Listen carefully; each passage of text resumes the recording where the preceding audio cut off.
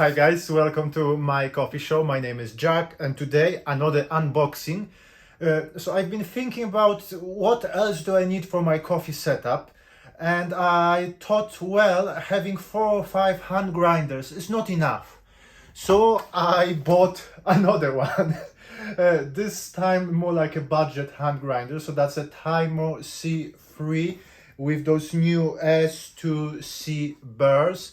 That's a special geometry of the burrs, 38mm burrs, but what they do, apparently they cut the beans and then they grind. Something kind of similar to what my Cafetech MC5 does. Let's quickly unbox it and then we do pour over, and we can do espressos. Well, those are multi-purpose burrs, multi-purpose grinder, why not?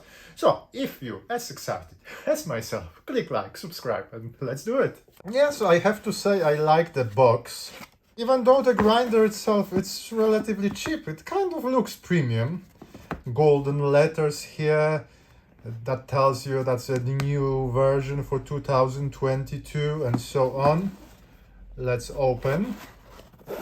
We've got a manual. Here you see, for espresso we should be on between 7 and 8 clicks, pour over 13, 16, and French press 17, 20. Not a huge amount of settings, but if it works, you get the certificate.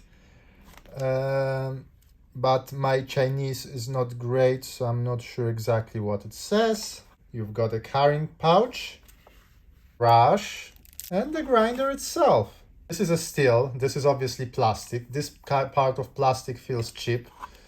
This one feels cheap as well, but you know, this is a cheap grinder, so we're not expecting a lot. And then we've got the grinder itself, and the grinder, okay, this I said feels cheap. The grinder, and it was the same with the C2 that I had. The grinder feels premium, so it's made out of aluminium. It got a texture to it, so that helps a bit with the grip.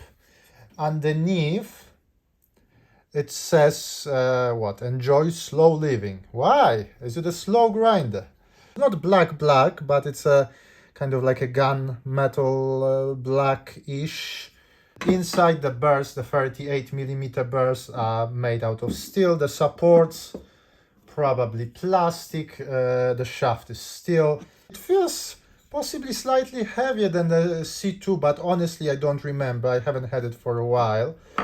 It's the same mechanism to regulate the settings. It tells you which way to grind for coarser, which way to grind for finer. Also tells you, I'm not sure if you can see, where you should be for pour over and where you should be for espresso. That's clever. Have a look again. It looks good. I mean, if we were judging it purely by look, yeah, it doesn't look much worse than my other, let's call them a premium grinders. And this one I paid on a good day. You can find it for below £70 on Amazon. I will put my links there. Relatively light. I think the lightest hand grinder that I currently have, 475 grams. So if you are looking for something just maybe to use just occasionally when you travel or something. But you know what? How the grinder looks, it's one thing. The most important is how it grinds and how the coffee tastes. Let's start with the pour over. A very simple recipe. I will use my good old V60. I will grind 15 grams of coffee. The coffee that we're going to use today is the coffee that's been sent to me from Bella Barista. So that's their own roastery. I will put the links in the description. So they graciously send us few bags of coffee. So thank you very much, Bella Barista. Coffee from Guatemala, and we should taste orange, toffee, and cashew. In the background, you will hear my barista kettle heating the water to 98 degrees precisely. You will have to do the multiple rotations, I guess, to get to the design settings, especially for pour over. So I will count those 15 clicks. Our coffee in. On that setting number 15, no effort. And it took 25 seconds. 25 seconds on the coarse setting. There's always some retention, some residue that we would expect. A little bit tricky to get to remove that retention that coffee grinds from underneath here. They get stuck a little bit. It's not impossible, it's just a little bit tricky. And that's how the coffee bed looks like. So there is lots of unevenness, mud and bigger chunks. To extract it took 2 minutes and 30 seconds on that setting number 15. I was aiming for 2 minutes.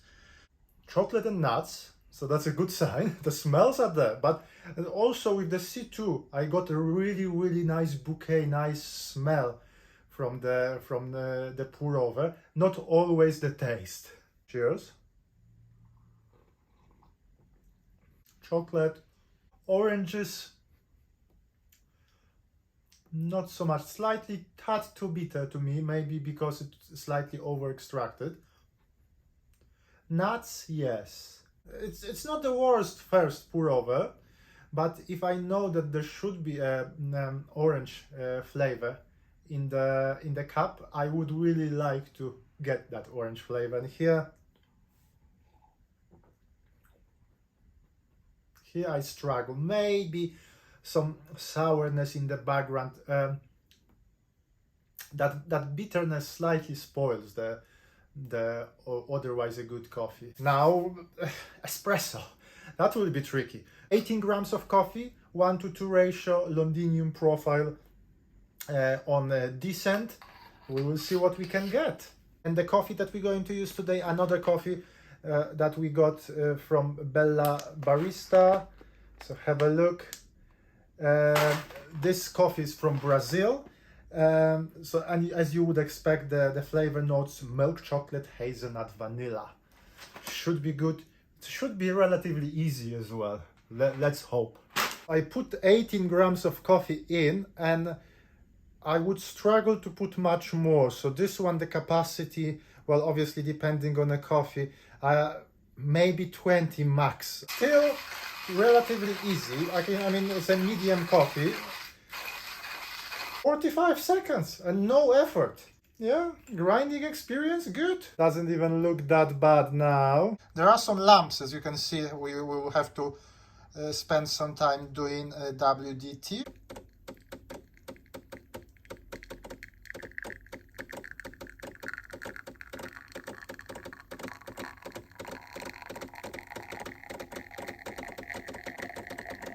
There's a crema, there's shot.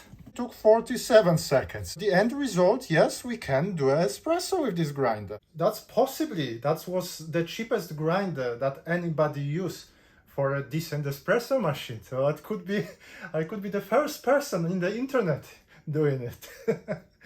Oh, very almondy and chocolatey smell. Nice crema. Cheers. Sweetness, bitterness, like from the chocolate. Body is okay, not very thick, but definitely not thin. I'm getting something in the background. Would I call it vanilla? Not sure. You know what? By itself, it's not bad. So the answer to your question, can you use Timemore C3 for espresso? Yes, you can. The issue is that the difference between those two settings is enormous.